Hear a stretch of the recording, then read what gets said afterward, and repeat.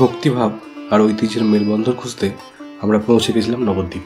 নবদ্বীপ ধামের অনেক পুরনো ইতিহাস আছে। বাংলায় যখন সেন বংশ ছিল তখন এই নবদ্বীপ ছিল সেন বংশের রাজধানী। তাছাড়া একাদশ শতকে বখতিয়ার খলজি এই নবদ্বীপ দখল করেই সম্পূর্ণ বাংলা জয় করেছিলেন।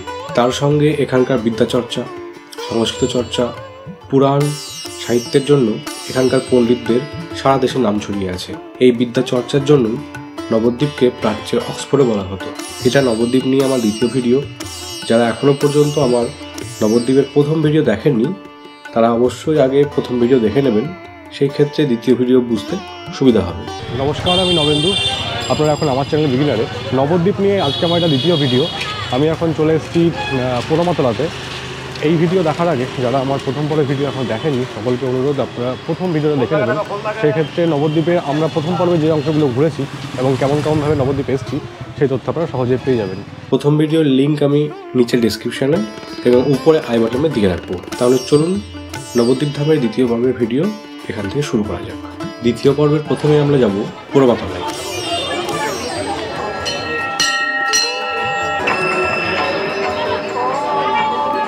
পোড়ামাতলা, এখানে ভবতারিণী দক্ষিণা কালী রূপে পূজিত হন। এই পোড়ামাতলা মন্দির প্রতিষ্ঠা নিয়ে নানা রকম মত শোনা যায়। এখানে একটা সুবিশাল বটগাছ আছে, এই বটগাছের নিচেই আছে পোড়ামাতলার মন্দির।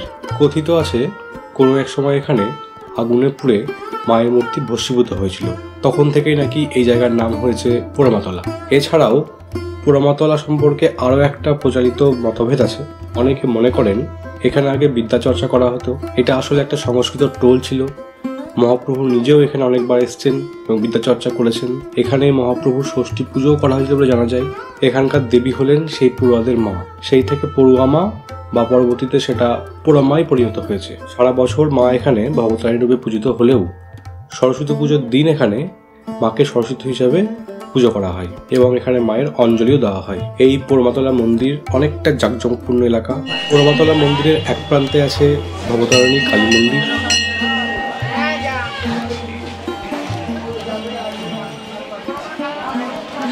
তার উল্টো প্রান্তে আছে ভবতারণ শিব মন্দির। পোড়ামাতলার পাশেই আছে সেরকম একটা ভবতারণ শিব মন্দির, ভবতারণ মন্দির বা শিব মন্দির। আর এর আগে পাশে দেখালাম ভবতারিণী মন্দির। দুই প্রান্তে দুটো মন্দির আছে। পোড়ামাতলা নবদ্বীপের খুবই জাগ্রত এলাকা। আপনারা নবদ্বীপে আসলে অবশ্যই এই পোড়ামাতলায় আসবেন এবং পোড়ামাতলা দর্শন করবেন। এখানে সারাদিনই প্রায় ভক্তদের ভিড় লেগে থাকে এবং পাশেই পুজোর অনেক সামগ্রী বিক্রি হয় এবং মায়ের পুজো নিবেদন করা হয়। নবদ্বীপ ধাম 2019 সালে পশ্চিমবঙ্গের হেরিটেজ আইনের দ্বারা হেরিটেজ শহরে তকমা পায়। বলা বাহুল্য নবদ্বীপের অলিতে গলিতে প্রচুর মন্দির আছে এবং নবদ্বীপের রাস্তা অনেকটাই সরু। এরপরে আমরা পৌঁছে গেছিলাম রাধারানী মন্দিরে। রাস উৎসবের সময় নবদ্বীপের বিশেষ আকর্ষণের মন্দির হচ্ছে রাধারানী মন্দির। নবদ্বীপ ধামের দর্শন করতে করতে আমরা এসে পৌঁছেছি রাধারানী মন্দিরে। পাশে এখানে আছে গুপ্ত বৃন্দাবন দর্শন। এই যে নিচের সিঁড়ি, এখান দিয়ে গুপ্ত বৃন্দাবন দর্শন করা যাবে। তার আগে 10 টাকা করে টিকিট কাটতে হবে, আমরা সেই টিকিটটা কেটে নিয়ে আসবো।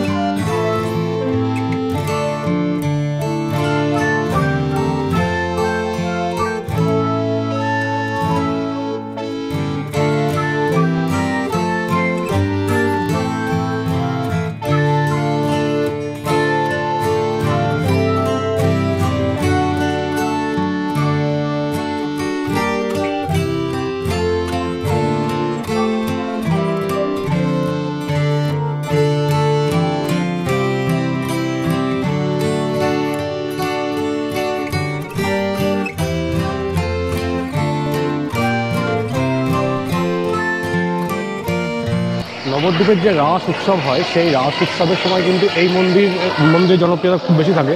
এখানে ভক্তদের খুব ভিড় হয়। নবদ্বীপের অলিতে গলিতে আছে প্রচুর মন্দির। যদি সংখ্যা বলেন, সংখ্যা হিসাবে আমরা বলতে পারবো না কত মন্দির আছে। এলাকার কাউকে জিজ্ঞাসা করেও সঠিক উত্তর পাইনি।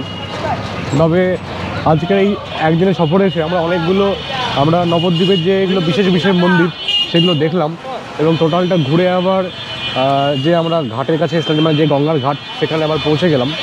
আমাদের এই টোটোর যে সফর, এখানে টোটাল আমাদেরকে 450 টাকা বললো, 400 টাকায় ঘুরিয়েছে। আপনারা যখন নবদ্বীপ আসবেন, যারা গাড়িতে আসছেন অবশ্যই গাড়িটাকে যে কোনো পার্কিং লটে পার্কিং করে টোটো রিজার্ভ করে নেবেন, কারণ নবদ্বীপের রাস্তা এত সরু আপনারা কিন্তু লোকালে গাড়ি নিয়ে প্রবেশ করতে পারবেন না। প্রবেশ করতে পারলেও সমস্ত মন্দির ঠিকভাবে দর্শন করতে পারবেন না। আজকে আমাদের টোটোতে মোটামুটি 400 টাকা ভাড়া নিয়েছে। 4 জন ছিলাম, 400 টাকা, মানে পার হেড ওই 100 টাকা করে পড়েছে, খুব একটা বেশি না। তো যখনই আসবেন দরদাম করে নেবেন। রেটটা অনেক সময় কি হয়, কোনো উৎসব কিংবা অনুষ্ঠানে এই রেটটা কমা বাড়া করে। আমরা তো ঘোরাঘুরি করলাম, নবদ্বীপে এসেছি, নবদ্বীপের বিখ্যাত দই, লাল দই বা ঝুড়ির দই, এটা না খেলে কি চলে? এবার আমরা যাবো নবদ্বীপের খাওয়া দাওয়া করার জন্য। চলুন কোন দোকানে খাওয়া দাওয়া করা যায় সেটা দেখাবো, এবং দই কেমন, দইয়ের দাম কি, টেস্ট কেমন, সবটা ওখানে দেখাবো। এটা হচ্ছে নবদ্বীপের খেয়াঘাট মিষ্টান্ন ভান্ডার বলে একটা দোকান। এখানে আমরা এখন ঢুকছি। আমরা খোঁজ পেলাম আমাদের যে ছোটো দাদা, তিনি বললেন যে এখানকার দই ভালো। আমরা এখানে এসেছি, লাল দই বা নবদ্বীপের দই টেস্ট করে দেখবো।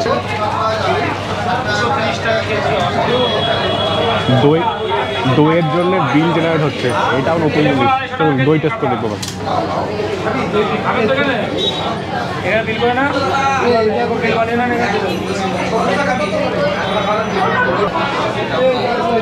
এই হচ্ছে দই, 25 টাকা শ, মানে 100 গ্রামের হচ্ছে কাপ 25 টাকা। আমি এর আগে দেখেছিলাম 20 টাকা 22 টাকা করে বলছিল। এই হচ্ছে মানুষের ভিড় দোকানে। বাইরের ভিড়টা হচ্ছে এরকম, দেখতে পাবেন কী অবস্থা। নবদ্বীপের দইয়ের একটা নাম আছে, তো সেই জন্যে আমরা এখন চলে এসেছি নবদ্বীপের দই খাওয়ার জন্য। আর এখানে একটু আগে বিলিং সেকশন দেখালাম, যেখানে বিল হচ্ছে, এটাও কিন্তু অভিনব। তো দইটাকে একটু টেস্ট করা যাক।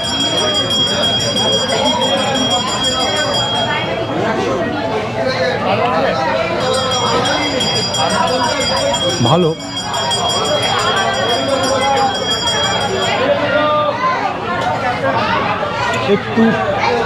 একটু মিষ্টি কম, তবে